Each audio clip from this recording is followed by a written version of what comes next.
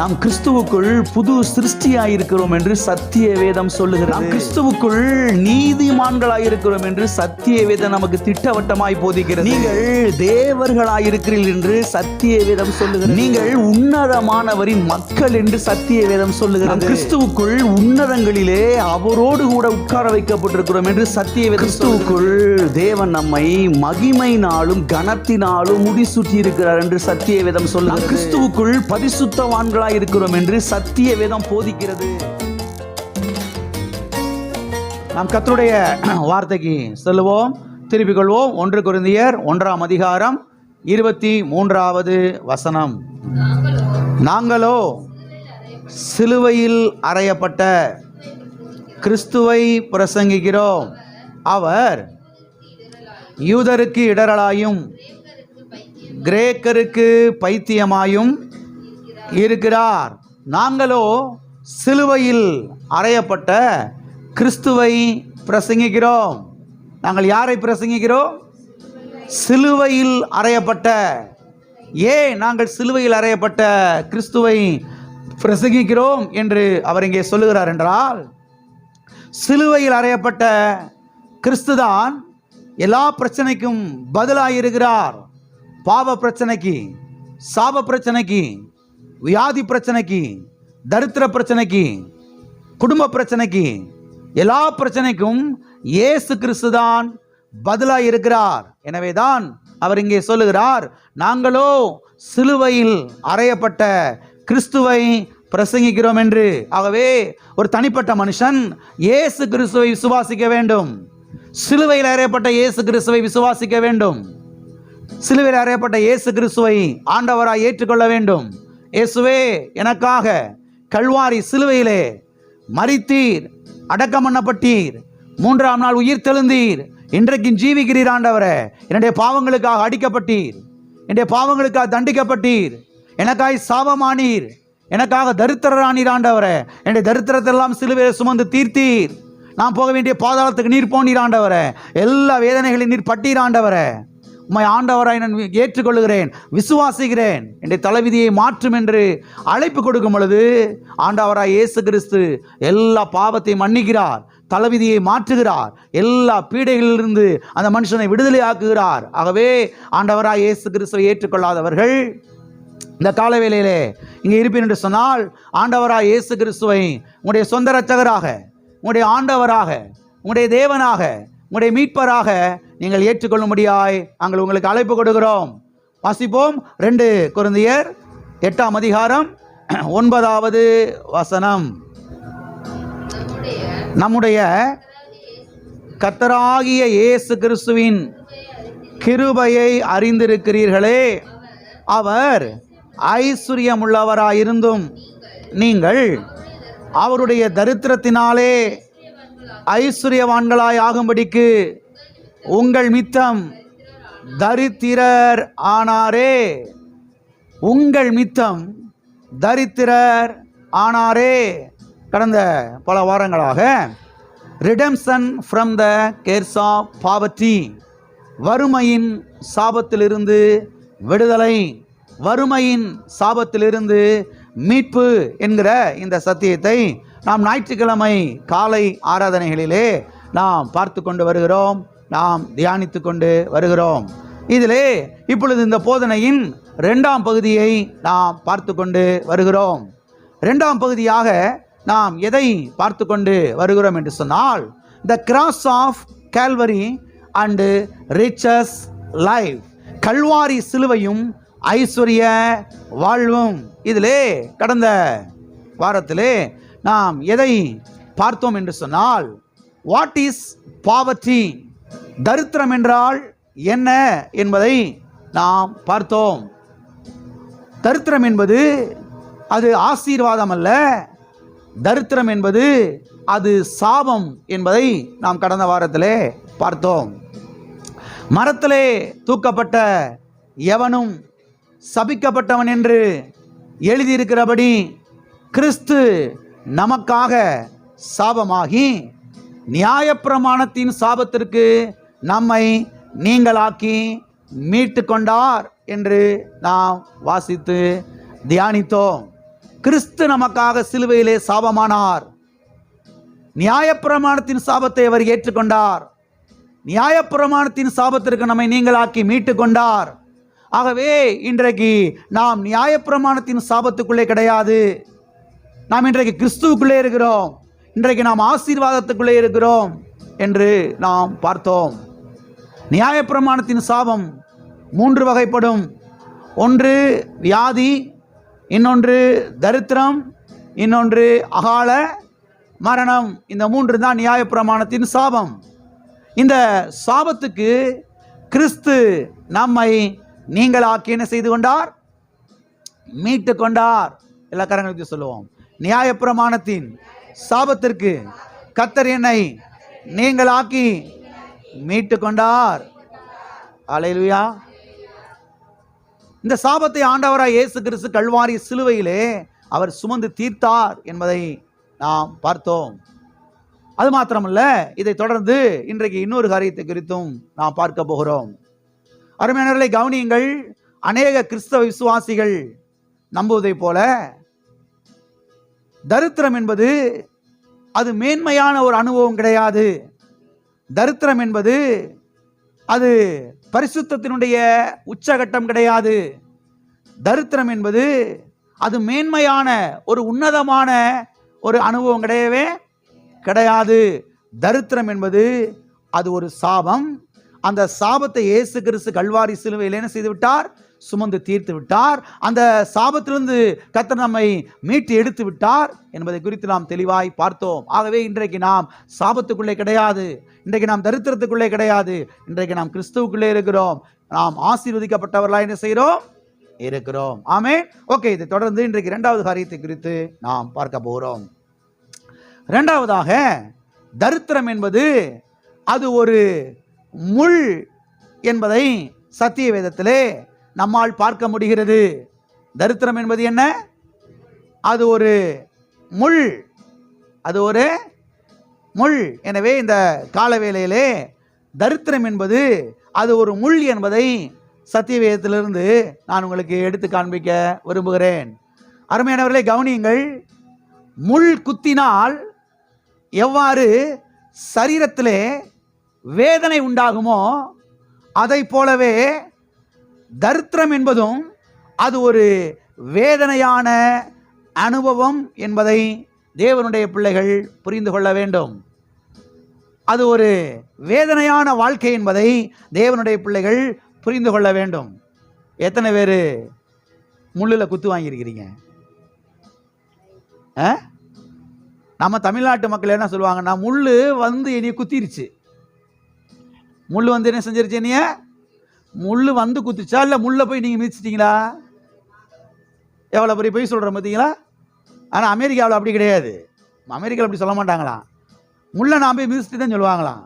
ஆனால் நம்ம ஊரில் எப்படி சொல்கிறாங்க? முள் எண்ணியை குத்திருச்சு, அது நடந்து வந்துச்சு. அதுக்கு 2 கால் இருக்குதா, கை இருக்குதா, வந்து குத்திட்டா போச்சு? இல்லை இல்லை இல்லை, நம்ம தான் போய் என்ன செஞ்சிட்டோம்? மிதிச்சிட்டோம். முள் குத்துனா ரத்தம் வருது, முள் குத்துனா வலிக்குது, முள் குத்துனா வேதனை எடுக்குது, முள் குத்துனா கடுகடுப்பு உண்டாகுது. அருமையானவர்களை கவனியுங்கள். முள் குத்துனா எப்படி வேதனை உண்டாகுமோ இதை போலதான் தரித்திரமோ. தரித்திரம் என்பது வேதனையான ஒன்று. தரித்திரம் என்பது அது வலிக்கிற ஒன்று. ஆகவே தேவனுடைய பிள்ளைகள் ஒரு நாளும் தரித்திரத்தை குறித்து என்ன செய்யக்கூடாது? மேன்மை பாராட்டக்கூடாது. இன்னைக்கு அநேக பாஸ்டர்கள், அநேக கிறிஸ்தவர்கள் இன்னைக்கு தரித்திரத்தை குறித்து மேன்மை பாராட்டுறதை பார்த்தா அடே அப்பா சொல்லி முடியாது. அவங்க கொடுக்குற விளக்கமும் அவங்க கொடுக்குற உதாரணமும் பார்த்தா பயங்கரமாக இருக்குது. தரித்திரத்தை கர்த்தரே கொடுக்குறாரு. தரித்திரத்தை யார் கொடுக்குறா? அப்போ நம்ம சாமி தரித்திரம் முடிச்ச சாமி அப்படின்னு சொல்லாமல் சொல்கிறீங்க, அப்படி தானே? தேவன் தரித்திரத்தை கொடுக்குறாருன்னா அவர் யாரு? அப்போ அவர் தரித்திரம் முடிச்சவர் தான், அப்படி தானே சொல்லணும். நான் எங்கள் அப்பா ஒரு நாளும் கேவலப்படுத்துகிற மாதிரி பேச மாட்டேன். எங்கள் அப்பாவை ஒரு நாளும் நான் அவமானப்படுத்த மாட்டேன். எல்லாம் இருக்கிறீங்களா? எங்கள் அப்பா ஒரு தரித்திரர் கிடையாது. எங்கள் அப்பா மகா பெரிய ஐஸ்வர்யவான், ஐஸ்வர்ய சம்பன்னர், வானத்துக்கு பூமிக்கு ராஜா, அண்ட சராசரங்களை படைத்தவர். அவரை போய் ஒரு தரித்திரரு அவர் தான் தரித்திரத்தை கொடுக்குறாருன்னா கர்த்தரை நான் கேவலப்படுத்துறேன்னு அர்த்தம். ஒரு நாள் கர்த்தரை கேவலப்படுத்துகிற வேலையில் நான் செய்ய மாட்டேன், இருக்க மாட்டேன். ஆமென். எப்போது கர்த்தருக்கு மகிமை கொண்டு வருகிற விதத்தில் தான் என்ன செய்யணும், பேசணும். ஒரு முறை பாருங்க, ஒரு கிராமத்தில் சின்ன பசங்களாம் இந்த குண்டு விளாண்டுக்கிட்டு இருந்தாங்களாம் பாருங்க, கோழி குண்டு. அப்போ அவங்களுக்குள்ள ஒரு சண்டை வந்துருச்சான், மோதல் வந்துருச்சான். டேய், எங்கள் அப்பா தான்டா பெரியவர். உடனே அங்கிட்டு சொன்னான், எங்கள் அப்பா தான்டா பெரியவர். இப்படி மாட்டி மாட்டி சண்டை போட்டுருக்குறாங்க. ஒரு பிரசங்கர் அதை பார்த்துக்கிட்டே இருந்தாராம். என்னடா அவங்க எங்கப்பா பெரியவர் உங்கள் அப்பா பெரியவர் அப்படின்னு இருக்கிறாங்க. அதில் ஒருத்தர் சொன்னா, டேய் எங்கள் அப்பா டிராக்டர் ஓட்டுவாரா, டிராக்டரை வச்சு என்ன செஞ்சு போடுவார், எங்கள் அப்பா ஏற்றி போடுவார். அதில் ஒருத்தர் சொன்னானா, டேய் எங்கள் அப்பா ஏரோப்ளைன் ஓட்டுறாரா. அந்த பிரசியார் சொல்கிறாரு, அந்த கிராமத்தில் போய் ஏரோப்ளைனை பார்த்துருக்காங்களே, பார்க்கலையே தெரியாது, அவ்வளவு ஒரு கிராமம். ஆனால் அவன் சொல்கிறான், எங்கள் அப்பா என்ன செய்கிறாரு, அதாவது அவங்க அப்பாவை குறித்து அவ்வளவு பெருமையாக பேசுகிறான் பப்ளிக்கில். ஒரு சின்ன பையன். அதனால தான் கர்த்தர் சொன்னார், ஒருவன் சிறு பிள்ளையை போல் ஆகாவிட்டால் தேவனுடைய ராஜ்யத்துக்குள்ள என்ன செய்ய மாட்டான், பிரவேசிக்க மாட்டான். அந்த ஊரில் அந்த பையன் கிராமத்தில் ஏரோப்ளைனை பார்த்துருக்கானோ பார்க்கலே தெரில, ஆனால் அவங்க அப்பாவை குறித்து பெரிய பெருமை. எங்கள் அப்பா ஏரோப்ளைன் ஓட்டுவாரா. உங்கள் அப்பாவை குறித்து பெருமை இருக்குதா? உங்களை தான் கேட்குறேன். உங்கள் பரலோக அப்பா, உங்கள் வீட்டில் இருக்கிற அப்பா, அந்த அப்பாவை கேட்கல, பரலோக அப்பா, பரலோக தகப்பனை குறித்து ஒரு பெருமை இருக்குதா? பரலோக தகப்பனை குறித்த உயர்ந்த என்ன இருக்குதா? இன்னைக்கு அநேக கிறிஸ்தவர்கள் பாருங்க, கர்த்தர் தான் தரித்திரத்தை கொடுக்குறாரு, கர்த்தர் தான் கஷ்டத்தை கொடுக்குறாரு, கர்த்தர் தான் இப்படி போட்டு எங்களை சோதிச்சு எங்களை புடமிட்டு புடச்சி எடுக்கிறாரு. தரித்திரத்தை கொடுத்து ஒரு நாள் கர்த்தர் செய்ய மாட்டாரு.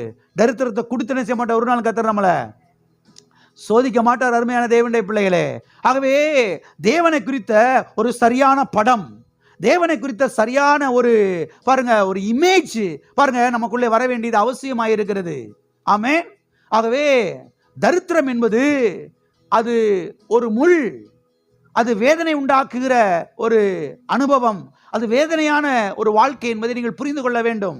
தரித்திரத்தை தேவன் ஒரு நாள் என்ன செய்ய மாட்டார், தம்முடைய மக்களுக்கு கொடுக்க மாட்டார். வாசிப்போம், நீதிமொழிகள் 10ஆம் அதிகாரம் 15வது வசனம். ஐஸ்வர்யவானுடைய பொருள் அவனுக்கு அரணான பட்டணம், ஏழைகளின் வறுமையோ அவர்களை கலங்க பண்ணும். ஏழைகளின் வறுமையோ அவர்களை என்ன செய்யும், கலங்க பண்ணும். எது கலங்க பண்ணும்? வறுமை. எது கலங்க பண்ணும்? வறுமை, ஏழ்மை, தரித்திரம். அது என்ன செய்யும்? கலங்க பண்ணும். அவங்கள கலங்கடிச்சுக்கிட்டே இருக்கும். ஒரு காரியத்தை கூட அவங்களால போய் தைரியம் என்ன செய்ய முடியாது, ஒன்று வாங்க முடியாது. ஏன் பிரதர் வாங்க வேண்டிதானே, ஏன் சிஸ்டர் அதை வாங்க வேண்டிதானே அப்படின்னா வெளியில் சொல்றதுக்கு என்ன செய்கிறாங்க, அவங்க யோசிக்கிறாங்க. ஏன்னா அவங்ககிட்ட என்ன இல்லை, பணம் இல்லை, காசு இல்லை. காசு இருந்தால் தான் அதை வாங்கியிருப்பாங்கல்ல, பணம் இருந்தால் தான் அதை வாங்கியிருப்பாங்கல்ல. அவங்ககிட்ட அது இல்லையே, அதை வாங்குறதுக்கு அப்படியே யோசிச்சுக்கிட்டே நிற்கிறாங்க. எல்லாம் இருக்கிறீங்களா? அப்போ ஏழைகளின் வறுமை என்ன பண்ணுது, அவர்களை கலங்கடிக்கிறது. எனவே அநேகர் மூடத்தனமாய் நம்புவதை போல தரித்திரம் என்பது அது ஒரு ஆசீர்வாதம் கிடையவே கிடையாது. அது வேதனையான ஒன்று, அது குத்துகிற ஒன்று, அது கலங்க பண்ணுகிற ஒன்று. பாருங்க, தரித்திர மக்கள் என்ன செய்கிறது, கலங்கடிக்கிறது, கலங்க பண்ணுகிறது. அவங்கள பாருங்க நிம்மதியை தூங்க விட மாட்டேங்குது தரித்திரம். நாளைக்கு காலையில் எழுந்திரிச்சா இதுக்கு என்ன பண்ணுவோம், அதுக்கு என்ன பண்ணுவோம் அப்படின்னு சொல்லி பாருங்க அப்படியே கலங்குறாங்க.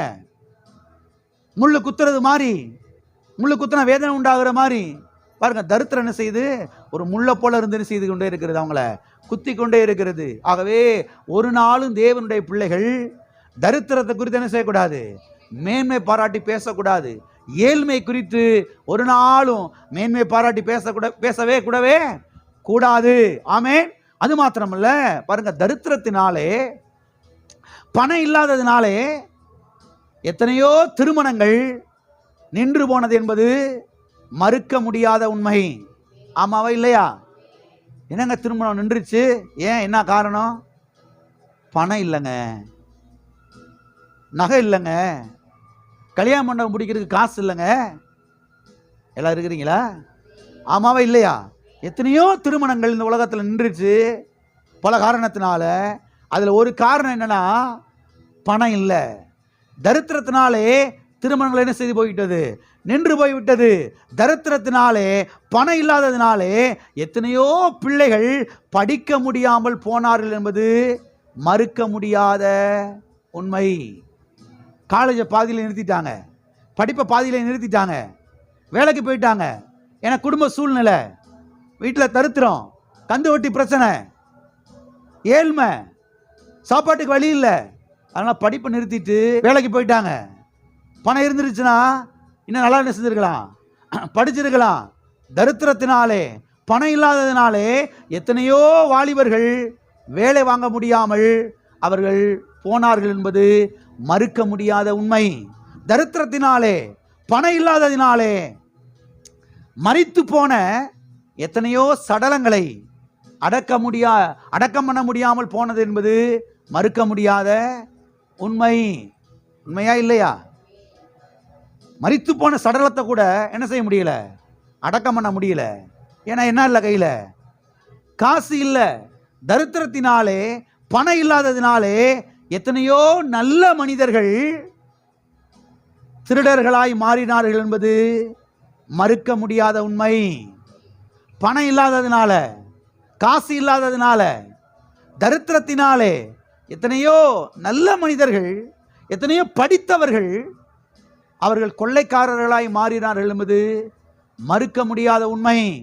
தரித்திரத்தினாலே, பணம் இல்லாததினாலே எத்தனையோ குடும்பங்கள் உடைந்து போனது, நடுத்தருவுக்கு வந்து விட்டது என்பது மறுக்க முடியாத உண்மை. தரித்திரத்தினாலே, பணம் இல்லாததினாலே எத்தனையோ நபர்கள் தற்கொலை செய்து கொண்டார்கள் என்பது மறுக்க முடியாத உண்மை. எனவே தரித்திரம் என்பது அது ஒரு முள் என்பதை தேவனுடைய பிள்ளைகள் புரிந்து கொள்ள வேண்டும். தரித்திரம் என்பது அது ஒரு வேதனையான அனுபவம், அது ஒரு வேதனையான வாழ்க்கை என்பதை தேவனுடைய பிள்ளைகள் புரிந்து கொள்ள வேண்டும். எல்லாம் இருக்கிறீங்களா? ஆகவே தேவனுடைய பிள்ளைகள் ஒரு நாளும் எதை குறித்து மேன்மை பாராட்டக்கூடாது? தரித்திரத்தை குறித்து என்ன செய்யக்கூடாது? மேன்மை பாராட்டி பேசக்கூடாது. அது மாத்திரமல்ல, அதே சமயத்தில் தேவனுடைய பிள்ளைகள் இதையும் புரிந்து கொள்ளணும். எதை புரிந்து கொள்ளணும்னா, பணம் தான் எனக்கு எல்லாமே அப்படின்ற முடிவுக்கு வந்துடக்கூடாது. எத்தனை ராமேன்னு சொல்றீங்க? பணம் தான் எல்லாம் என்று சொல்லிவிடக்கூடாது. இந்த சபையில் பணம் தான் எல்லாம் என்று நாம் சொல்லுவது கிடையாது. பணம் தான் எல்லாம் என்று என்ன செய்வது கிடையாது, போதிப்பது கிடையாது. நமக்கு எல்லாமே இயேசு. ஆமென். எனக்கு எல்லாமே இயேசு கிறிஸ்து. அவருடைய கல்வாரி பாடுகள், அவர் பட்ட பாடுகள், அவர் கல்வாரி சிலுவையில் சிந்தின ரத்தம், அவர் கொடுத்த விலைக்கரையும், எனக்கு எல்லாமே இயேசு. எல்லாம் இயேசுவே, எனக்கு எல்லாம் இயேசுவே. ஆமென். இந்த பக்தன் அழகா பாடியிருக்கிறார் பாருங்க. எல்லாம் இயேசுவே, எனக்கு எல்லாம் இயேசுவே. இன்னொரு பாடல் பாடுகிற பாருங்க. எல்லாம் எனக்கு இயேசுதான், சிறிதும் பெரிதாயினும் எனக்கு எல்லாம் இயேசுதான். பணம் தான் எல்லாமே அப்படின்னா அவன் தான் முட்டாள், அவனுக்கு அறிவில்லைன்னு அர்த்தம். எனக்கு எல்லாம் இயேசுனா அவன் தான் ஞானி. ஏன்னா இயேசுக்குள்ள எல்லா பணமும் இருக்குது, இயேசுக்குள்ள எல்லா ஐஸ்வர்யம் இருக்கிறது, இயேசுக்குள்ள எல்லா ஆசீர்வாதங்கள் இருக்கிறது, எல்லா வளங்களும் இயேசு கிறிஸ்துவுக்குள்ள இருக்கிறது. ஆமென். எல்லா வளங்களும் எல்லா ஆசீர்வாதங்களும் யாருக்குள்ள இருக்கிறது? இயேசுக்குள்ள இருக்கிறது. ஆமென். ஆகவே இந்த காரியத்தை சரியாய் புரிந்து கொள்ள வேண்டும். சரியான ஒரு ஸ்டாண்டிங்ல நீங்க நிக்கணும். தரித்திரத்தை குறித்து என்ன செய்யக்கூடாது? மேன்மை பாராட்டி பேசக்கூடாது. இயேசுவை குறித்து மேன்மை பாராட்ட கற்றுக்கொள்ள வேண்டும், மேன்மை பாராட்டி பேச வேண்டும். ஆமென். பணம் தான் எல்லாம் என்ற முடிவுக்கு வந்துடக்கூடாது. இயேசுதான் எல்லாம் என்ற முடிவுக்கு என்ன செய்ய வேண்டும்? நீங்கள் வர வேண்டும். இயேசுவை ஒரு மனிதன் பற்றி கொள்ளும் பொழுது, இயேசுவை ஒரு மனிதன் பிடித்துக் கொள்ளும் பொழுது எல்லா ஆசீர்வாதங்களும் அவனை தேடி என்ன செய்ய ஆரம்பிக்கிறது? வர ஆரம்பிக்கிறது. ஆமென். எல்லா கரங்களை வைத்து சொல்லுவோம். எனக்கு எல்லாமே இயேசுதான். சுகம், பலன், ஆசீர்வாதம், ஐஸ்வர்யம், ஜீவன், வளமை, வாழ்வு, வெற்றி, நன்மை, சமாதானம், உயர்வு, பாதுகாப்பு எல்லாமே எனக்கு இயேசுதான். ஆமென். எனக்கு எல்லாமே யாருதான்? இயேசுதான். எனக்கு ஜீவன், மூச்சு எல்லாமே யாருதான்? இயேசுதான். பணம் கிடையாது, ஐஸ்வர்யம் கிடையாது, நகை கிடையாது, பொண்ணு கிடையாது, தங்கம் கிடையாது, வெள்ளி கிடையாது, வைடூரியம் கிடையாது. இயேசுதான் எனக்கு எல்லாமே. ஆமென். ஆகவே தேவனுடைய பிள்ளைகள் பாருங்க, சரியான ஒரு நிலையில நின்று பாருங்க காரியத்தை நடப்பிக்க வேண்டியது அவசியமாயிருக்கிறது. அது மாத்திரமல்ல, தேவன் மனிதனை இப்படிப்பட்ட வேதனையோடு அவனை உண்டாக்கவில்லை என்பதை சத்திய வேதத்திலிருந்து தேவனுடைய பிள்ளைகள் புரிந்து கொள்ள வேண்டும். தரித்திரம் என்றால் என்னவென்றே மனுஷனுக்கு தெரியாது. நீங்கள் புரிந்து கொள்ளணும். முதல் மனுஷனாய ஆதாமை கர்த்தர் செய்தார், உண்டாக்கி அங்கே ஏதேன் தோட்டத்தில் வச்சாரு. ஆமென். உங்களுக்கு தெரியும், ஆதியாகம புஸ்தகத்தில் வாசிக்கிறோம். முதல் மனுஷனாய் ஆதாம் ஏவாளையும் உண்டாக்கி அங்க ஏதேன் தோட்டத்தில் வைக்கிறாரு. ஒரு காரியத்தை நீங்கள் தெளிவாய் புரிந்து கொள்ளணும். தரித்திரம் என்றால் என்னவென்றே மனுஷனுக்கு தெரியாது. முள்ளும் குறுக்கும் என்றால் என்னவென்றே மனுஷனுக்கு தெரியாது. வருத்தம், சஞ்சலம், வேதனை என்றால் என்னவென்றே மனுஷனுக்கு தெரியாது.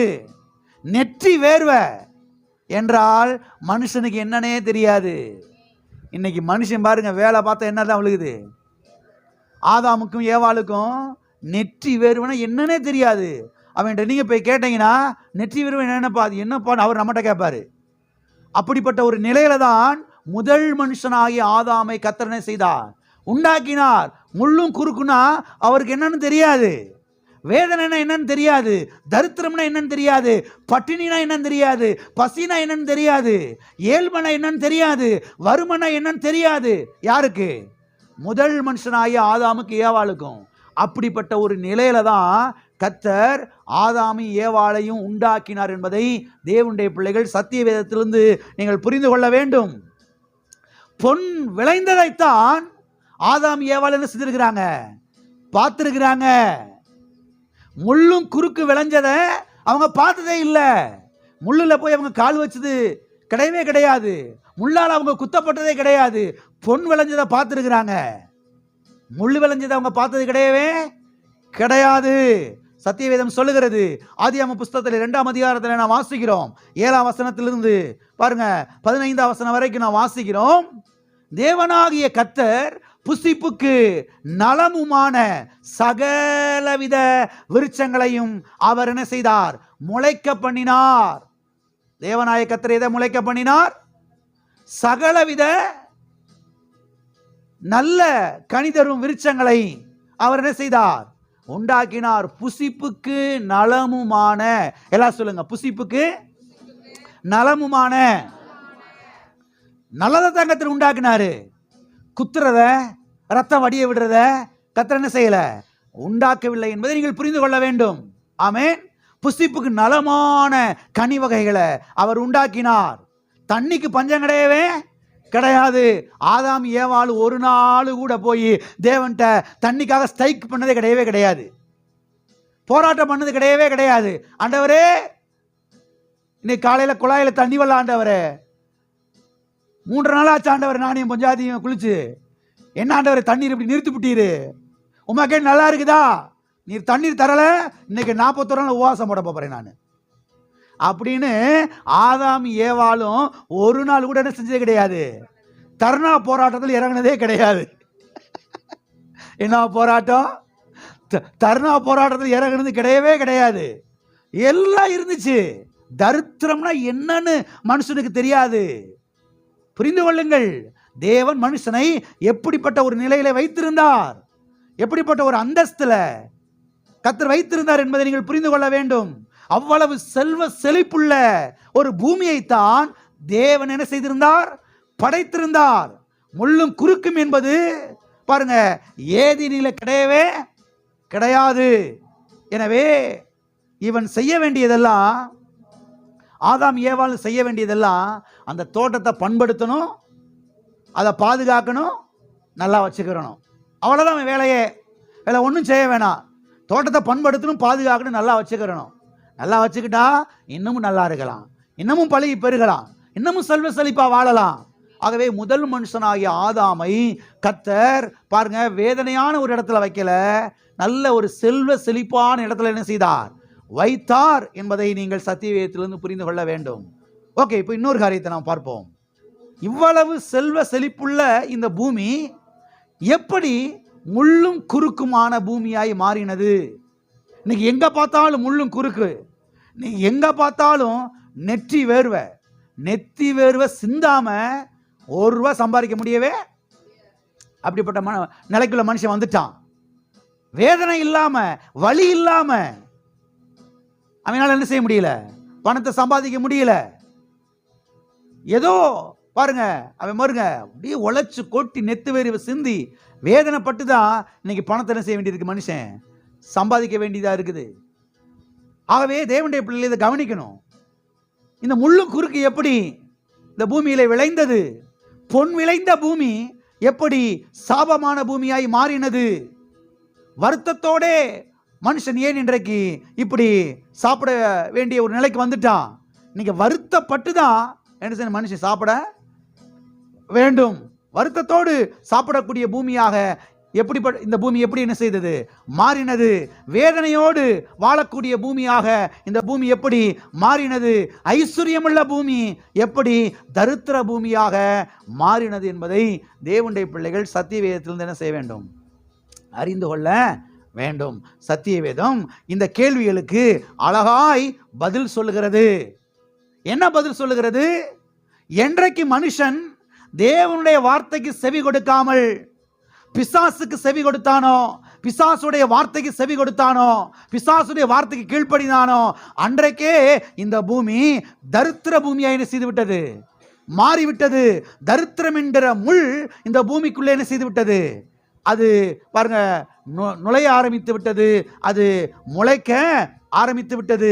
தரித்திரம் பாருங்க குடும்பத்துக்குள்ளே நுழைய ஆரம்பித்து விட்டது. தரித்திரம் பாருங்க வாழ்க்கைக்குள்ளே வர ஆரம்பித்து விட்டது. முள்ளும் குறுக்கும் அங்க மனுஷன் என்ன செய்ய ஆரம்பிச்சிருச்சு? குத்த ஆரம்பித்து விட்டது. தரித்திரம் என்ற அந்த சாபம் மனிதனை ஆட்டி படைக்க ஆரம்பித்தது. தரித்திரம் என்கிற அந்த வேதனை மனிதனை வருத்தப்பட ஆரம்பித்தது. சத்தியவேதம் அழகாய் பதில் சொல்லுகிறது. வாசிப்போம் அந்த வசனத்தை கூட. ஆதியாகமம் 3ஆம் அதிகாரம் 17வது வசனம் 18வது வசனம். பின்பு அவர் ஆதாமை நோக்கி, நீ உன் மனைவியின் வார்த்தைக்கு செவி கொடுத்து புசிக்க வேண்டாம் என்று நான் உனக்கு விளக்கின விருட்சத்தின் கனியை புசித்தபடியினாலே பூமி உன் நிமித்தம் சபிக்கப்பட்டிருக்கும். நீ உயிரோடு இருக்கும் நாளெல்லாம் வருத்தத்தோடே அதின் பலனை புசிப்பாய். அது உனக்கு முள்ளும் குறுக்கும் முளைப்பிக்கும். வெளியின் பயிர் வகைகளை புசிப்பாய். இங்கே சொல்லப்பட்டிருக்கிறது, உன் நிமித்தம் பூமி சபிக்கப்பட்டிருக்கும். உன் நிமித்தம் பூமி. ஆதாமே, ஒரு காரியத்தை தெளிவாய் புரிந்து கொள். நான் சாபத்தின் தேவன் அல்ல, நான் ஆசீர்வாதத்தின் தேவன். நான் ஒரு நாள் உன்னை சபிக்க மாட்டேன். நான் ஆசீர்வாதத்தின் தேவன். ஆனால் ஒன்னு சொல்றேன், நீ புரிஞ்சுக்க. உன் நிமித்தம், உன்னாலதான் இந்த பூமி என்ன செய்யப்பட்டிருக்கிறது? சபிக்கப்பட்டிருக்கிறது. சரியாய் புரிந்து கொள்ளுங்கள். ஒரு பிரசங்கர் சொல்றாரு, கர்த்தர் தான் பூமியை சபிச்சு விட்டாரு. என்னால் ஒத்துக்கிறவே முடியாது, நான் ஏற்றுக்கொள்ள மாட்டேன். என்னுடைய தேவன் சாபத்தின் தேவன் அல்ல, என்னுடைய தேவன் சபிக்கிற தேவன் அல்ல, என்னுடைய தேவன் ஆசீர்வாதத்தின் தேவன், ஆசீர்வதிக்கிற தேவன். முதல் மனுஷனாய் ஆதாமை பார்த்து கர்த்தர் சொன்னார், நீங்கள் பழுகி பெருகி பூமியை நிரப்பி ஆண்டு கொள்ளுங்கள் என்று தேவன் அவர்கள் என்ன செய்தார்? ஆசீர்வதித்தார். என்னுடைய தேவன் அவர் ஆசீர்வதிக்கிற தேவன், அவர் சபிக்கிற தேவன் கிடையவே கிடையாது. இங்கே சொல்லப்பட்டிருக்கிறது, பூமி உன் நிமித்தம் என்ன செய்யப்பட்டிருக்கும்? சபிக்கப்பட்டிருக்கும். அப்போ மனுஷனுடைய கீழ்ப்படியாமை நிமித்தமாக, மனுஷனுடைய பாவத்தின் நிமித்தமாய் தான் இந்த பூமியில எது வந்தது? சாபம் வந்தது. அடுத்து சொல்லப்பட்டிருக்கு 18ஆம் வசனத்திலே, அது உனக்கு முள்ளும் குறுக்கும் முளைப்பிக்கும். எது? இந்த பூமி. இந்த பூமி உனக்கு முள்ளும் குறுக்குன்னு செய்யும், முளைப்பிக்கும். எது நிமித்தமாக? உன்னுடைய பாவத்தின் நிமித்தமாக, உன்னுடைய கீழ்ப்படியாமை நிமித்தமாக, நீ பிசாசுக்கு செவி கொடுத்தது நிமித்தமாக. எல்லாரும் இருக்கிறீங்களா? அப்ப பாருங்க, பொன் விளைந்த பூமி, ஆசீர்வாதமான பூமி, இப்படிப்பட்ட நல்ல பூமி, செல்வ செழிப்புள்ள பூமி எவ்வாறு அது சாபமான பூமியாய் மாறினது? முள்ளும் குறுக்குமான பூமியாய் மாறினது? ஏன் தரித்திரம் பிடிச்ச ஒரு பூமியாய் மாறினது? எவ்வாறு மாறினது? மனுஷனுடைய கீழ்ப்படியாமை நிமித்தமாக, மனுஷனுடைய பாவத்தின் நிமித்தமாக, கர்த்தருடைய வார்த்தையை மதிக்காமல் போனது நிமித்தமாக தான் பாருங்க இவ்வளவு சாபம், இவ்வளவு தரித்திரம், இவ்வளவு முள்ளும் குறுக்கு, இவ்வளவு வேதனை என்பதை சத்திய வேதத்திலிருந்து தேவனுடைய பிள்ளைகள் புரிந்து கொள்ள வேண்டும். ஆகவே தேவன் பூமியை சபிக்கல, தேவன் இந்த பூமியில முள்ளும் குறுக்கும் முளைப்பிக்கல, தேவன் வேதனை உண்டாக்கல, தேவன் பாருங்க வருத்தத்தை உண்டாக்கல. மனுஷன் அதை என்ன செய்து கொண்டான்? தன்மேலே இழுத்து போட்டு கொண்டான். சிலர் சொல்லுவாங்கல்ல, இன்னைக்கு வீட்டில் நான் அன்னைக்கே சொன்னேன் அந்த பிள்ளைய கட்டாரான்னு சொல்லி, நீ தானே தலையில நின்ன. இப்ப புரியுது எல்லாத்துக்கும்? இதை சொன்ன ஈஸியா புரிஞ்சிருச்சு பாருங்க. அன்னைக்கே சொன்னேன் வேணாம் வேணான்னு தலையில அடிச்சண்டா, கேட்கல, இப்போ உட்காந்து அழுகிற, நான் என்ன செய்ய முடியும்? புரியுதா உங்களுக்கு? தகப்பன் சொன்னாரு, பரலோக தகப்பன் சொன்னாரு, அந்த மரத்தின் கனி என்ன செய்யாத, புசிக்காதன்னு சொன்னாரு, கேட்கல, போச்சு, எல்லாம் போச்சு. இப்ப போய் நெல்லை விதைச்சா நெல் மட்டுமா வருது? நீங்க விதைக்காததெல்லாம் வருது, நீங்க விதைக்காததெல்லாம் அங்க வருது. வேலைக்கு போனா நல்லவன் மட்டுமா வேலை பார்க்குறா? அடேங்க அப்பா, நீங்க கூட வாழ்ந்து சம்பாரிச்சு மேலே வர்றதுக்குள்ளேயும் தேவனுடைய கிருபை இல்லை, நம்ம க்ளோஸ் பண்ணிடுவான். ஆமாவா இல்லையா? பாருங்க, இதுக்கெல்லாம் காரணம் யாரு? மனுஷனுடைய பாவம், மனுஷனுடைய கீழ்ப்படியாமை. ஆகவே கோபத்தில் யார் மேல காட்டக்கூடாது? தேவன் மேல என்ன செய்யக்கூடாது? காட்டக்கூடாது. ஆதாம் மேலையும் காட்டக்கூடாது. சிலருக்குள்ள பெரிய கோபம் வரும். நான் பரலோகத்துக்கு போன உடனேயே இந்த ஆதாம் ஏவாளையும் தேடி பிடிச்சி தூக்கிட்டு வந்து, ஏயா உனக்கு கொஞ்சமாவது அறிவு இருக்குதாயா அப்படின்னு நறுக்குன்னு 4 கேள்வி கேட்கலான்னு வச்சிருக்கேன் பாஸ்டர். சிலருக்குள்ள அந்த கோபத்தில் பாடுபடும் போது கோபம் வந்துடுது. அவன் செஞ்ச வேலை அன்னைக்கு ஒழுங்கா இருந்திருந்தானா இன்னைக்கு இவ்வளவு கொரோனா வந்துரு தேவையாதலாம், இவ்வளவு பேர் இப்படி கோபம் பொங்குது. ஆமாவா இல்லையா? அதை அவன் மன்னிச்சு விட்டுருவோம். நம்ம தாத்தா தானே, பாவம் ஏதோ தெரியாம செஞ்சுட்டாரு. ஏன்னா மனைவி மேல வச்ச பாசத்துல மனுஷன் வாழ்டாயிட்டாப்ல, வாழ்டாயிட்டாப்ல. சரி விட்டுருங்க, ஆசீர்வச்சு விட்டுருவோம். இப்ப கவனிப்போம், இதை மித்த காரியங்களை கவனிப்போம். இவ்வளவு தரித்திரம், இவ்வளவு முள்ளு, இவ்வளவு வேதனை, இவ்வளவு வலி, இதெல்லாம் மனுஷனுடைய கீழ்ப்படியாமை நிமித்தமாக, மனுஷனுடைய பாவத்தின் நிமித்தமாய் வந்தது என்பதை தேவனுடைய பிள்ளைகள் புரிந்து கொள்ள வேண்டும். அது மாத்திரமல்ல, இந்த முள்ளை ஆண்டவராய் இயேசு கிறிஸ்து கல்வாரி சிலுவையிலே நமது சார்பாக அவர் ஏற்றுக்கொண்டார் என்பதை சத்திய வேதத்திலிருந்து நாம் அறிந்து கொள்ள வேண்டும். இந்த முள் தரித்திரத்துக்கு அடையாளமாக இருக்கிறது.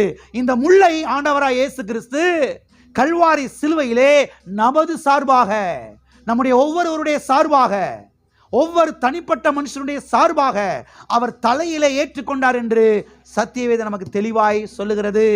வாசிப்போம். மத்தேயு எழுதின சுவிசேஷம் 27வது அதிகாரம் 29வது வசனம் 30வது வசனம்.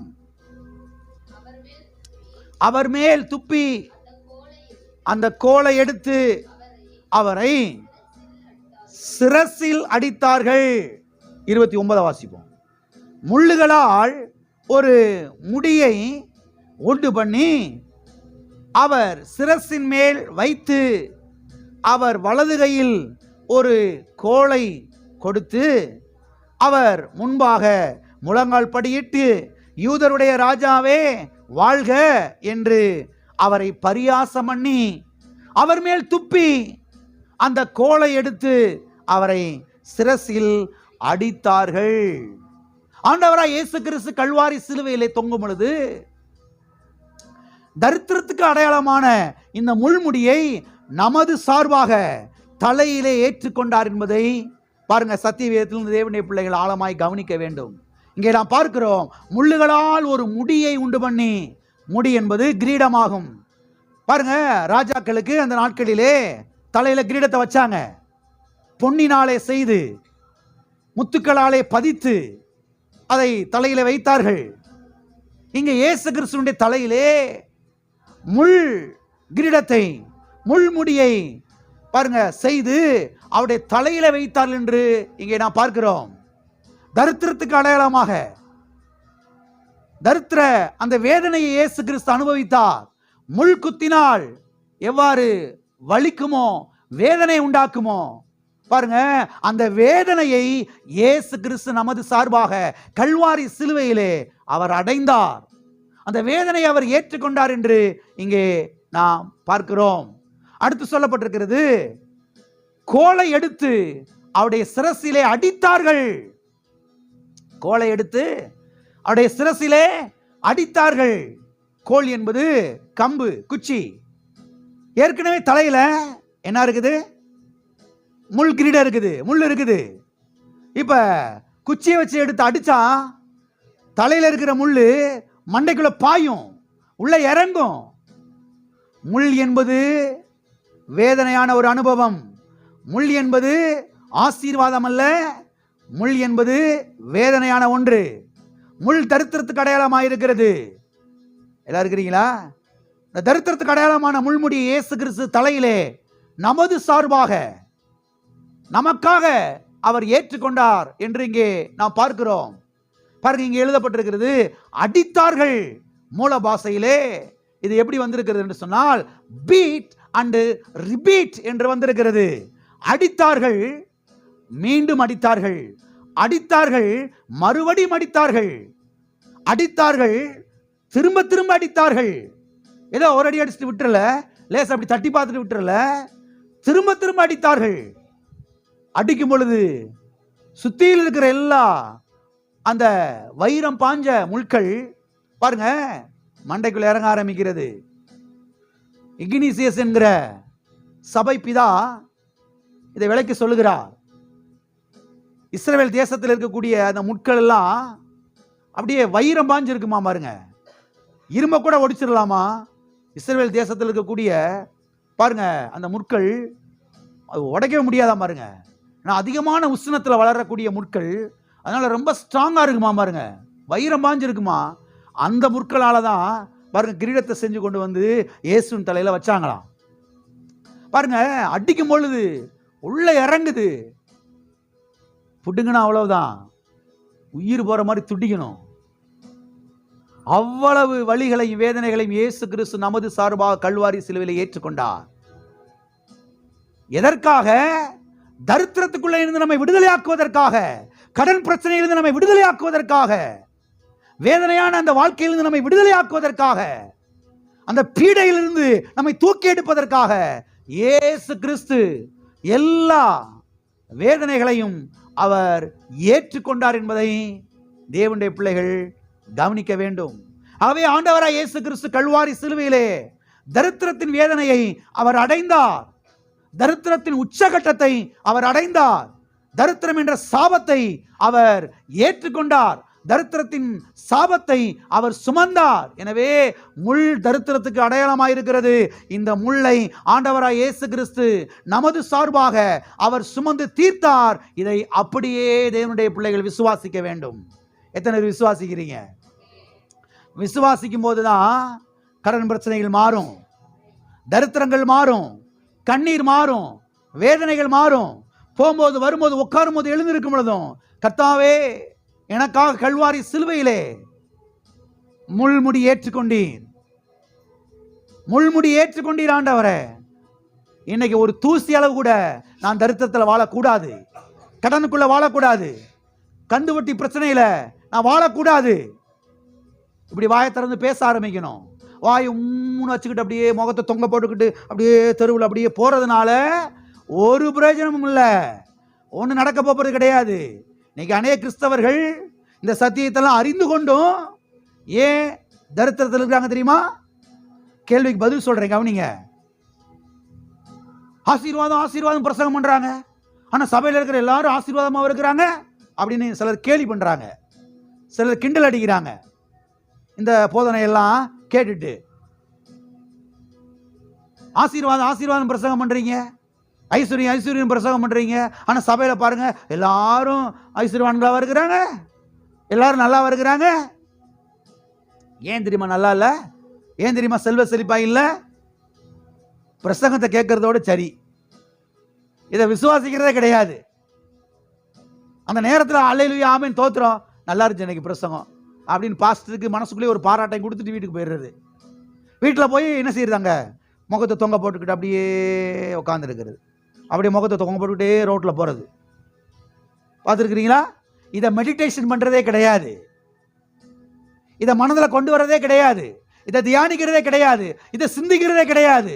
இயேசுவே எனக்காக கல்வாரி சிலுவையிலே முள் கிரீடத்தை ஏற்றுக்கொண்டீர், முள்முடி ஏற்றுக்கொண்டீர் ஆண்டவரே. கர்த்தாவே தரித்திரத்துக்கு அடையாளமாக இதை ஏற்றுக்கொண்டீர், தரித்திரம் என்கிற சாபத்தை சிலுவையிலே நீ சுமந்தீர் ஆண்டவரே. இனி ஒரு நாளும் ஒரு தூசி அளவு கூட நான் தரித்திரத்தில் இருக்க மாட்டேன், தரித்திரத்தை வெறுத்து தள்ளுகிறேன், தரித்திரத்தை உதறி தள்ளுகிறேன், தரித்திரத்துக்கு எனக்கு சம்பந்தம் கிடையாது. இப்படி விசுவாசிக்க ஆரம்பிக்கணும், இப்படி வாயை திறந்து பேச ஆரம்பிக்கணும், இதை தியானிக்க ஆரம்பிக்கணும். எப்போயுமே அந்த கடனை பற்றி யோசிக்க கூடாது, அந்த கந்து வட்டிக்காரனவே நினைக்க கூடாது. கந்து வட்டிக்காரன் காலையில் வருவியான், என்ன வைய போறானோ தெரியல, எச்சியக்காரி துப்ப போறானான்னு தெரியல, என்ன வார்த்தை சொல்லி வைய போறானோ தெரியல, குறவலை பிடிச்சி நெரிக்க போறானான்னு தெரியல. எது மண்டைக்குள்ள ஓடுது? எது மண்டைக்குள்ள ஓடுது? எதை கவனிக்கிறீங்களா? ஆகவே தேவனுடைய பிள்ளைகளை கவனியுங்கள். போகும்போது வரும்போது உட்காரும் போது எழுந்திருக்கும் பொழுதும் கர்த்தாவே ஸ்தோத்திர ஆண்டவரே, தரித்திரத்துக்கு நீர் சிலுவையிலே முடிவு கட்டி விட்டீர், தரித்திரத்தை நீர் ஏற்றுக்கொண்டீர் ஆண்டவரே, தரித்திரத்திலிருந்து நீ விடுதலை ஆக்கியிருக்கிறீர், கர்த்தாவே ஸ்தோத்திரம் என்று விசுவாசிக்கும் பொழுது வாயத்திலிருந்து பேச பேச பேச பேச கொஞ்சம் கொஞ்சமாக சிந்திக்க பாருங்க, தியானிக்க தரித்திரங்கள் என்ன செய்ய ஆரம்பிக்கிறது? மாற ஆரம்பிக்கிறது. நான் சொல்றேன் கவனிங்க, எல்லாம் ஒரே நாள் நடந்துராது, எல்லாம் ஒரே நாள் நடந்துராது, கொஞ்சம் கொஞ்சமே மாற ஆரம்பிக்கும். நீங்க எந்த அளவுக்கு இதை மெடிடேஷன் பண்றீங்களோ, இதை எந்த அளவுக்கு நீங்க தியானிக்கிறீங்களோ, இதை எந்த அளவுக்கு நீங்க சிந்திக்கிறீங்களோ, அதை பொறுத்து உங்களுக்கு வாழ்வு என்ன செய்திருக்கிறது? காத்திருக்கிறது. ஆமென்.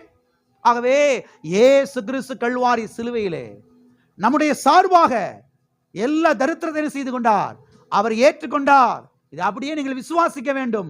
விசுவாசிக்கும் போதுதான் கடன் பிரச்சனைகள் மாற ஆரம்பிக்கும், கண்ணீர்கள் மாற ஆரம்பிக்கும், வேதனைகள் என்ன செய்ய ஆரம்பிக்கும்? மாற ஆரம்பிக்கும். எல்லா காரணம் சொல்லுவோமா? எல்லா காரணம் சொல்லுவோம். இயேசுவே எனக்காக கல்வாரி சிலுவையிலே தரித்திரரானீர், தரித்திரத்தை ஏற்றுக்கொண்டீர், உம்முடைய ஐஸ்வர்யத்தை எனக்கு கல்வாரியின் மூலமாக பண்டமாற்றம் செய்திருக்கிறீர், என்னுடைய தரித்திரத்தை நீர் சிலுவையிலே சுமந்திருப்பீர் என்றால் நான் தரித்திரத்திலே வாழ வேண்டிய அவசியமில்லை. கர்த்தாவே என்னுடைய தரித்திரத்தை எல்லாம் நீர் சுமந்து தீர்த்தபடியால் உமக்கு நன்றி. ஆமென்.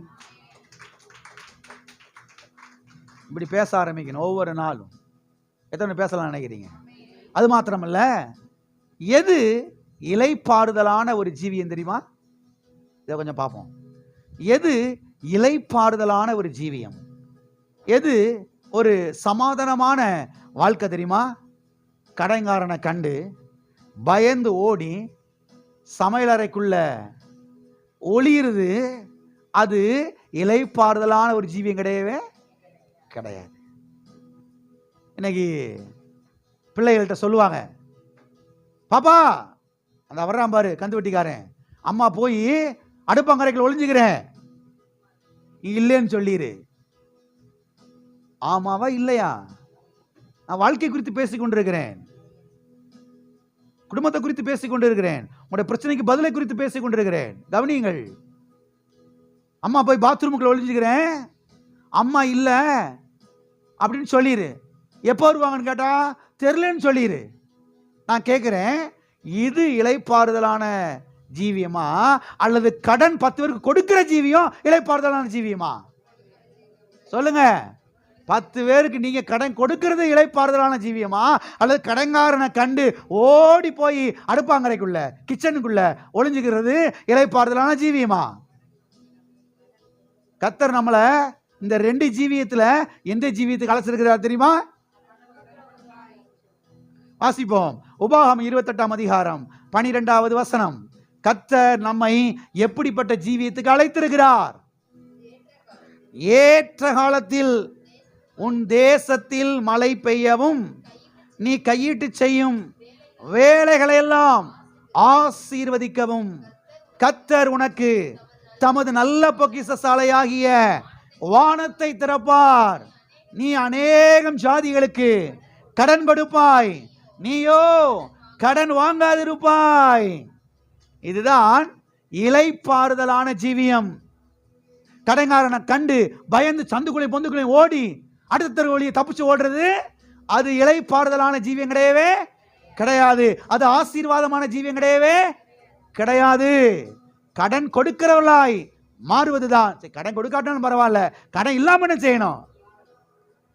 10 பேர் கடனை கொடுக்காட்டாலும் பரவாயில்ல, கடன் இல்லாம என்ன செய்யணும்? அதுதான் என்ன ஜீவியம்? இளைப்பாறுதலான ஜீவியம். இப்படிப்பட்ட ஜீவியத்துக்கு தான் தேவன் என்னையும் உங்களை என்ன செய்திருக்கிறார்? அழைத்திருக்கிறார். ஆமென். பக்கத்துல கைப்பிடிச்சு சொல்லுங்க. கடன் கொடுக்கிறவர்களாய் வாழும்படியாய் தேவன் உங்களை அழைத்திருக்கிறார். கடனற்ற வாழ்க்கை வாழும்படி தேவன் உங்களை அழைத்திருக்கிறார். இதுதான் இளைப்பாறுதலான ஜீவியம். ஆமென். இதுதான் இளைப்பாறுதலான. ஒரு குடும்பத்தை குறித்து நான் ஒரு புஸ்தகத்தில் வாசிக்கிட்டு இருந்தேன் பாருங்க. அவங்களுக்கு நிறைய கடன் இருந்துச்சான். அதாவது கடன்னா லட்சக்கணக்கில் இருந்துச்சான் பாருங்க. கடனால் அவ்வளோ கடன். இவங்க வேலை பார்க்குற சம்பாத்தியம் அப்படியே கடன் கட்டுறதுக்கு போயிடுவோம் பாருங்க. அதனால் என்ன பண்ணுறதுன்னு தெரியல. எப்படி இதுலேருந்து வெளியே வரப்போ போகிறோம்? பிள்ளைங்கள்லாம் சின்ன பிள்ளைங்களா இருக்கிறாங்க. இவங்களுக்கு ஒன்றுமே நம்ம சேர்த்து வைக்கல. என்ன பண்ண போகிறோம்னு சொல்லிட்டு அப்படியே மனசு கரைஞ்சிருச்சான் பாருங்க. அப்போ ஒரு நாள் ஆலயத்துக்கு போகும்போது அவங்க பாஸ்ட் பாருங்க இதை குறித்தெல்லாம் பிரசங்கம் பண்ணிக்கிட்டு இருந்தாராம். உடனே அவங்க ஒரு தீர்மானம் எடுத்தாங்களாம். ஒரு பெரிய போர்டை வாங்கி அதில் பாருங்க இந்த வசனத்தெல்லாம் எழுதி வச்சுட்டாங்களாம் பாருங்க. அவங்க சாப்பிட்ற அந்த டைனிங் டேபிளில் அந்த சாப்பாட்டு மேஜையில் வச்சுட்டாங்களாம். கர்த்தர் என்ன தரித்திரம் என்ற சாபத்திலிருந்து விடுதலை ஆகி இருக்கிறாரு. நான் கடனற்ற வாழ்க்கை வாழ்கிறேன். நான் கடன்காரனுக்கு அடிமையா இருக்க மாட்டேன். கர்த்தாவே, என் கடனை எல்லாம் நீர் ரத்து செய்தபடியால் உமக்கு ஸ்தோத்திரம். என் கடனை எல்லாம் நீர் கேன்சல் பண்ணினபடியால் உமக்கு ஸ்தோத்திரம். நான் கடன் கொடுக்கிறவனாய் வாழ்கிறேன் என்று பாருங்க. இப்படிப்பட்ட வசனங்களை எடுத்து எழுதி அவங்க அந்த சாப்பாட்டு மேஜையில் அந்த டைனிங் டேபிளில் வச்சிட்டாங்களா பாருங்க. டெய்லியும் டைனிங் டேபிளில் சாப்பிட வரும்போதெல்லாம் அந்த சகோதரனும் அவங்க மனைவியும் அதை ஒரு முறை வாசிப்பாங்களாம். மத்தியானம் சாப்பிட வரும்போது அதை வாசிப்பாங்களாம். நைட்டு சாப்பிடும்போது ஒரு முறை வாசிப்பாங்களாம். தொடர்ந்து பாருங்க அதை வாசிக்க வாசிக்க அதை சொல்ல சொல்ல அதை தியானிக்க தியானிக்க அவங்க சொல்றாங்க, ஒரு 6 மாசம் 7 மாசத்துக்குள்ள அத்தனை லட்சம் கடனை அடைச்சு முடிச்சிட்டோம். நாங்க அவ்வளோத்தையும் அடைச்சு முடிச்சிட்டோம். எங்களுக்கே ஆச்சரியமா இருக்குது. இது எப்படி தெரியுமா? வாயை திறந்து பேசணும். அதான் சொன்னேன் இல்லையா, மூஞ்சி இப்படி தொங்க போட்டுக்கிட்டு அப்படியே ரோட்டில் போகும்போது 4 பேர் பார்த்து ஐயோ பாவம் இந்த அக்கா அப்படி சொன்ன உடனே இந்த 5 லட்சம் கடை தீர்ந்து போச்சுப்பேன். தீர்ந்துருச்சான்னு கேட்டேன். தீர்ந்துச்சா தீரலையா? தீரலை. 10,000 ரூபா வட்டி கூடிருச்சு. அப்படித்தானே? கவனியுங்கள் கவனியுங்கள். உங்கள் வாழ்க்கை குறித்து பேசி கொண்டிருக்கிறேன். மூஞ்சி தொங்க போட்டு போகிறதும் அடுத்தவங்க பரிதாபத்தை வாங்குறதும் ஒரு பிரயோஜனம் இல்லை. யாருடைய பரிதாபமும் நம்முடைய கடன் பிரச்சனைக்கு பதில் அல்ல. கல்வாரி சிலுவையில் அறையப்பட்ட இயேசு கிறிஸ்து தான் நம்முடைய கடன் பிரச்சனைக்கு பதிலாக இருக்கிறார். அவர் தலையில் ஏற்றுக்கொண்ட முள்முடி தான் கடன் பிரச்சனைக்கு பதிலாக இருக்கிறது. ஆகவே அதை குறித்த ஒரு மெடிடேஷன், அதை குறித்த ஒரு தியானம், அதை குறித்த ஒரு வாயின் அறிக்கை, விசுவாச அறிக்கை அப்படி போகும் பொழுது நான் சொல்றேன், சில மாதங்களிலே கடன் எல்லாம் என்ன செய்ய ஆரம்பிக்கும்? ஓடி ஒளி ஆரம்பிச்சிடும். நான் சொல்றேன், இடங்களை வாங்க ஆரம்பிப்பீர்கள், வீடுகளை கட்ட ஆரம்பிப்பீர்கள். ஆமே, வண்டியை வாங்குவீங்க, காரை வாங்குவீங்க, தேவனுடைய நாமம் செய்ய ஆரம்பிக்கும், மகிமைப்பட ஆரம்பிக்கும். ஆகவே எது இளைப்பாறுதலான ஜீவியம் என்றால் கடைங்காரனை கண்டு அடுப்பாங்கரைக்குள்ள ஒளியிறதும், கிச்சனுக்குள்ள ஒளியிறதும், போய் பாத்ரூமுக்குள்ள ஒளியிறதும், அந்த சந்துக்குள்ள போய் ஒளியிறதும், மதினியா வீட்டுக்குள்ளே நாத்தனா வீட்டுக்குள்ளே போய் ஒளியிறதும் இலைப்பாறுதலான ஜீவியம் கிடையவே கிடையாது. கடனற்ற வாழ்க்கை வாழ்கிறது தான் இலைப்பாறுதலான ஜீவியம். இந்த ஜீவியத்துக்கு தான் தேவன் நம்ம என்ன செய்திருக்கிறார்? அழைத்திருக்கிறார். ஆமென். எனவே தரித்திரம் என்பது அது ஒரு முள், அது ஒரு வேதனையான ஜீவியம், அது ஒரு கசப்பான ஜீவியம், அது ஒரு கலக்கமான ஜீவியம். இந்த ஜீவியத்துக்கு தேவன் நம்மை அழைக்கவில்லை. கடன் கொடுக்கிற ஜீவியத்துக்கு தான் தேவன் நம்ம என்ன செய்திருக்கிறார்? அழைத்திருக்கிறார். ஆகவே தேவனுடைய பிள்ளைகள் ஒரு நாளும் தரித்திரத்துக்கு குறித்து என்ன செய்யக்கூடாது? மேன்மை பாராட்டி பேசக்கூடாது. தரித்திரம் தான் பிரதர் மேன்மையான அனுபவம் பிரதர். தரித்திரம் தான் மேன்மையான அனுபவம் பிரதர். தரித்திரம் தான் அது பரிசுத்தத்தினுடைய உச்சகட்டம் பிரதர். ஒரு ஆள் மதிக்க மாட்டான், ஒரு ஆள் என்ன செய்ய மாட்டான்? மதிக்க மாட்டான். ஆகவே தேவனுடைய பிள்ளைகள் சத்தியத்தை கவனியுங்கள், வேதவசனத்தை கவனியுங்கள். கல்வாரி சிலுவையில் ஆண்டவராய் இயேசு கிறிஸ்து என்ன செய்து முடித்திருக்கிறார் என்பதை கவனியுங்கள். கவனித்து இதெல்லாம் தனியா உட்கார்ந்து இருக்கும் பொழுது, நான் திரும்ப திரும்ப தான் சொல்றேன், கடன் பிரச்சனை மாறணுமா, தரித்திரம் மாறணுமா, நகைக்கடன் பிரச்சனை மாறணுமா, இஎம்ஐ பிரச்சனைகள் மாறணுமா, கந்து வட்டி பிரச்சனை மாறணுமா, தனியா உட்கார்ந்து இருக்கும் பொழுது இப்படிப்பட்ட பாடல்களை, அவர் எனக்காக தரித்திரரானார், அவருடைய ஐஸ்வரியத்தை எனக்கு தந்திருக்கிறார், இப்படிப்பட்ட பாடல்கள், இப்படிப்பட்ட வசனங்கள், இதை குறித்த ஒரு பாடல்களை நீங்க பாடி கத்தரை ஆராதிங்க, இதை மெடிடேஷன் பண்ணுங்க, இதை தியானம் பண்ணுங்க, இதை குறித்து வாயை திறந்து பேசுங்க. நான் சொல்றேன், சீக்கிர குடியத்தில் எல்லாமே டோட்டலா மாற ஆரம்பிக்கும். அங்கே ஆசீர்வாதங்கள் துளிர்க்க ஆரம்பிக்கும். ஆமென். அங்கே செழிப்பு உண்டாக ஆரம்பிக்கும். தேவனுடைய நாமம் உங்கள் மூலமாக என்ன செய்ய ஆரம்பிக்கும்? மகிமைப்பட ஆரம்பிக்கும். ஆமென். எல்லா கண்களை மூடி நாம் ஜெபிப்போம். அடுத்த வாரத்தில் இன்னொரு காரியத்தை நாம் தொடர்ந்து பார்க்கலாம். எல்லா கண்களை மூடி, கர்த்தாவே உம்மை நான் ஸ்தோத்தரிக்கிறேன் ஆண்டவரே, உம்மை துதிக்கிறேன். கல்வாரி சிலுவையிலே எனக்காக தரித்திரரானீர். ஓ ஸ்தோத்திரம், ஸ்தோத்திரம் ஆண்டவரே. ஹல்லேலூயா, ஹல்லேலூயா, ஹல்லேலூயா, ஹல்லேலூயா, ஹல்லேலூயா. ஓ தேவனே,